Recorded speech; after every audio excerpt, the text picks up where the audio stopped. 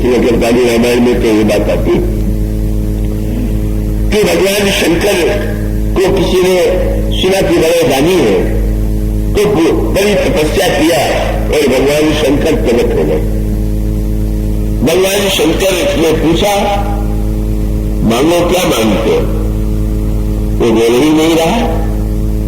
शंकर जी ने कहा, तुमने स्मरण किया मैं आया, तुम बोलते नहीं रहे।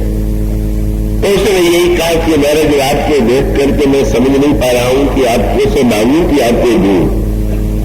जिसके शरीर पर वस्त्र न हो, हाथ में खप्पर हो, हल्दी का बर्तन हो, और जो व्यक्ति नग्न शरीर वाला हो, सांप और बिच्छू से लिपटा हुआ हो, उससे मांगो तो क्या मांगो? देगा भी तो सांप दे देगा, बिच्छू दे देगा, हड्डी दे देगा, और क्या देगा? शंकर जी ने हंस करके उस मांगने वाले से कहा कि अन्य वस्तुएं मांगना हो तो किसी और देवता को बुला लो, पर चिंता मत करो, तुम मांगो तो। लेकिन शंकर जी ने यही कहा कि मुझे बुलाया है तो ये ध्यान रखना। तब का जो मैंने तुलसीदास जी ने कहा, मांगो कहे जब मांगलो देख, न खानो कछू यदि मांगियो थोड़ो। थोड़ा मांगना हो तो किसी और देवता से मांग लेना, थोड़ा लम मुझसे तो मांगना तो अधिक ही मांगना। तो थोड़ा और अधिक मांगे क्या? वो तो अपनी कल्पना है। किसी के लिए 1000 रुपया थोड़ा है, लाख रुपया बहुत है। किसी के लिए लाख रुपये थोड़े, करोड़ रुपया बहुत है। थोड़ा और अधिक का अभिप्राय है। शंकर जी यही चाहते हैं कि वो तो भगवान की भक्ति प्रसन्न होकर के जब प्रसन्न होते हैं तो उसको अपनी भगवान की भक्ति देते हैं। शंकर जी का संकेत यही था कि मुझे बुलाने के बाद भी अगर तुमने भक्त को छोड़ करके और कुछ मांग लिया तो इससे बढ़कर के तुम्हारा कोई दुर्भाग्य नहीं होगा। तो इसलिए स्वर्गों फल पांच दुखदायी, और यही स्थिति है। वृद्धावस्था में हम चिंतन करें, हम विचार करें। इसका अर्थ न ले लीजिएगा कि जब वृद्ध होंगे कोई चिंतन करे। और यदि एक उल्टा पाठ कभी कभी लोग पढ़ लेते, ये आधा सुनना भी बड़ा खतरनाक होता। आपने महाभारत में पढ़ा होगा, सुना होगा क्या?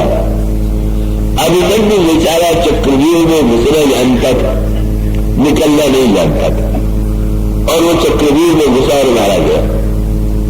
अगर आप गहराई से विचार करके देखिए तो ये समस्या हमारे आपके सबके सामने, ये संसार ही चक्रव्यूह है। ये जो माया का चक्कर है, जिसको कहते हैं माया का चक्कर, यही चक्रव्यूह है। और इस चक्रव्यूह का रहस्य जो है, या तो भगवान कृष्ण जानते हैं या अर्जुन जानता है। उसका अर्थ है भगवान तो भगवान है ही, और अर्जुन भक्त है। भक्त और भगवान माया के इस चक्रव्यूह को जानते हैं, और ये भी जानते हैं कि इसमें कैसे बैठना चाहिए और कैसे निकलना चाहिए। जीवन की एक बहुत बड़ी कला है। हम जीवन में, संसार में कैसे बैठे और कैसे निकले। पर अधिकांश लोगों का दुर्भाग्य यही कि कुछ लोग तो बेचारे ठीक से बैठना भी नहीं जानते, और कुछ लोग बैठ जाते हैं तो निकल पाते ही नहीं।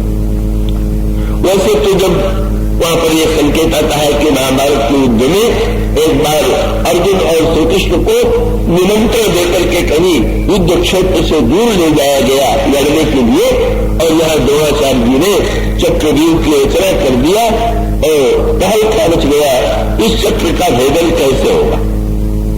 और तब चक्र का भेदन कैसे होगा? तो अर्जुन बेचारे ने कहा, बड़ा तेजस्वी, बड़ा पुरुषार्थी, मैं बैठना जानता हूं पर निकलना नहीं जानता। क्यों? बड़ी सांकेतिक कथा थी।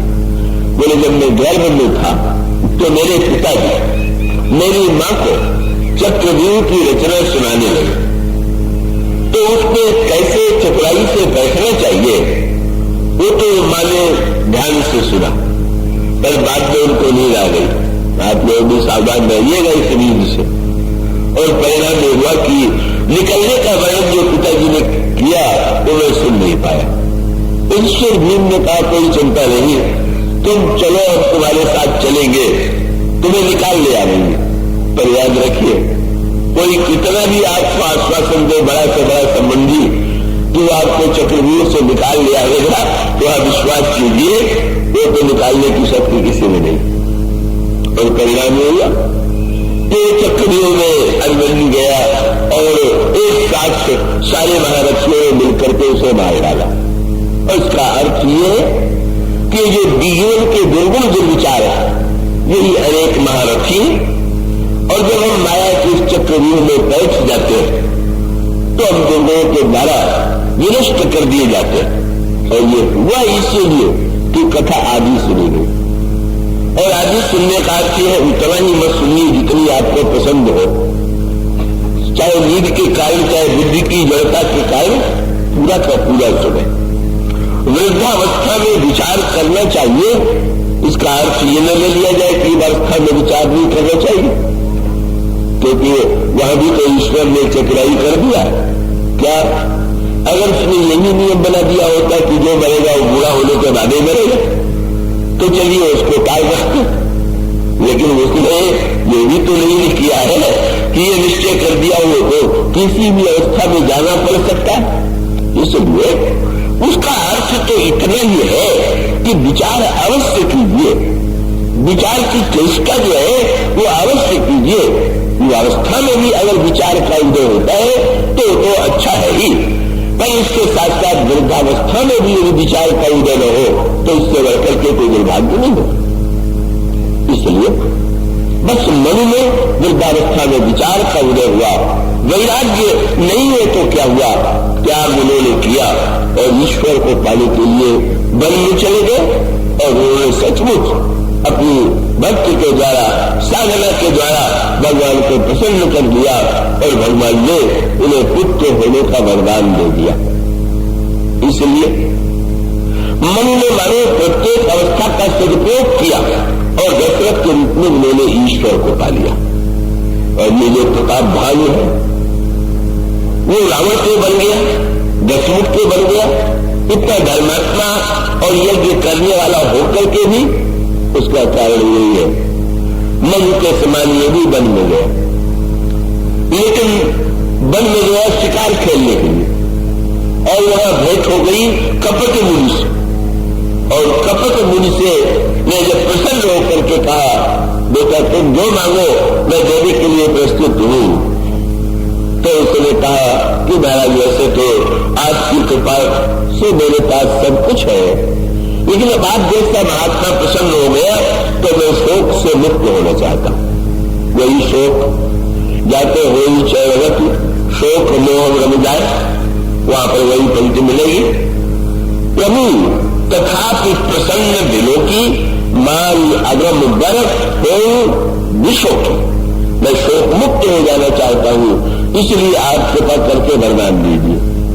और क्या मांगा उसने, वही जिसके मांगने के पाने के चक्कर में रावण बन गया, और वही जो हम सब मांगा करते हैं। पर वो मांग यही थी महाराज आप प्रसन्न है तो ऐसा आशीर्वाद दीजिए कि मैं कभी बूढ़ा न हो, कभी शरीर में रोग न हो, मेरी मृत्यु कभी न हो, मैं लड़ाई में कभी न हारूं, और 100 कल्प तक मेरा राज्य जरा मरे दुख नहीं तो तनु समर जिते जब को एक छत्र ऋतुहीन मई राज कलप शत हो।